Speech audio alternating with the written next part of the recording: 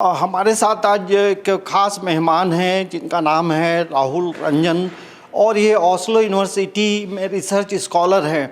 और सबसे बड़ी बात ये है कि बिरसा मुंडा पे इन्होंने एक किताब लिखी है, काफ़ी मेहनत इन्होंने किया है और इस किताब में क्या है इसी मुद्दे को लेकर हम बातचीत करेंगे। और ये रहने वाले दरभंगा के हैं, तो हम समझ सकते हैं कि किस तरह से बिरसा मुंडा को इन्होंने समझा और उसे एक किताब का मूर्त रूप दिया।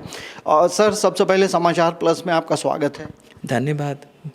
सर, आपका पहले एक पूरा परिचय आप बता दें। मेरा नाम राहुल रंजन है। मैं ओस्लो मेट्रोपॉलिटन यूनिवर्सिटी नॉर्वे में पोस्ट डॉक्टरल फेलो हूँ। मैंने अपनी पीएचडी यूनिवर्सिटी ऑफ लंदन से की है एंथ्रोपोलॉजी में, और पीएचडी के दौरान मैंने बिरसा मुंडा और उनके मेमोरी पे, उनके इतिहास पे मैंने अपनी शोध की है। इस बुक में मुख्य रूप से यदि हम बात करें तो किन चीज़ों पे फोकस आपने किया है?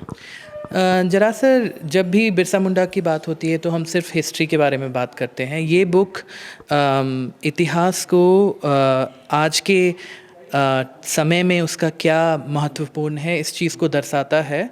तो मैंने इसमें इस किताब के ज़रिए दिखाने की कोशिश की है कि कैसे अलग अलग किरदार हमारे हिस्ट्री में, जो नेशनलिस्ट राइटिंग में जो कि बड़े बड़े आइकन हैं जैसे कि जवाहरलाल नेहरू और गांधी, उनको दर्जा मिला है। इस किताब के थ्रू मैं ये दिखाना चाहता हूँ कि आदिवासी के विदीन, समाज के विदीन कैसे इंटेलेक्चुअल होना बिरसा जैसे फिगर का बहुत ज़रूरी है इस समाज के लिए। तो मैं हिस्ट्री को मेमोरी के साथ कंबाइन करता हूँ इस टेक्स्ट में। यादों की जो राजनीति है उसको मैं दिखाता हूँ इस किताब में। जैसे कि आपने जो रिसर्च किया तो इसमें बिरसा मुंडा को लेकर इस किताब में मुख्य रूप से क्या बातें हैं जो आपको बहुत अच्छी लगी और दर्शकों को भी पसंद आए? एक सबसे अच्छी बात थी कि हिस्ट्री जो है वो कभी भी ब्लैक एंड वाइट नहीं होती है।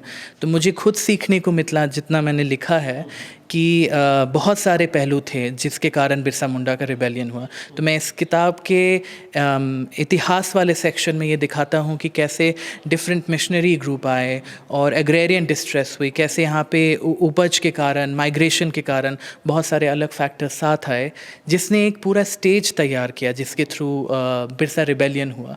ये एक फॉर्मेट है। दूसरा फॉर्मेट है कि मैंने मुझे पर्सनली बहुत इंटरेस्ट है कि कैसे स्टैच्यूज़ जो होते हैं जब हम लगाते हैं उनका रोल क्या होता है, जब हम एक स्टैच्यू बनाते हैं उसका तात्पर्य क्या है। तो मैं ये जानना चाहता था कि स्टैच्यू कैसे एक पॉलिटिक्स का एक्सटेंशन होती है, कि कैसे हम स्टैच्यू के थ्रू राजनीति करते हैं। तो मैं बिरसा के यादों को संजोर के साथ लाके और राजनीति को समझने की कोशिश कर रहा हूँ आज के संदर्भ में। ये किताब को लिखने के लिए आप खूंटी में या किन किन लोगों से आपने बातचीत की?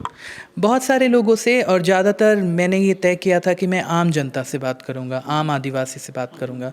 तो मैंने खूंटी में बहुत लोगों से मिले, बिरसा के गांव गए, उनके घर गए, उनके आंगन गए। मैंने बिरसाइट से बात की, सराय सेल रकाब गए, दुम्बारी बुरू गए, और एक सब जगह से जो एक पर्सपेक्टिव मिला है उसको मैं साथ लाने की कोशिश कर रहा हूँ इस बुक में। जैसे दोबारी पहाड़ जो है, वो जो आंदोलन रहा, वहाँ काफ़ी लोग शहीद हुए थे, उसको आप किससे कंपेयर करते हैं?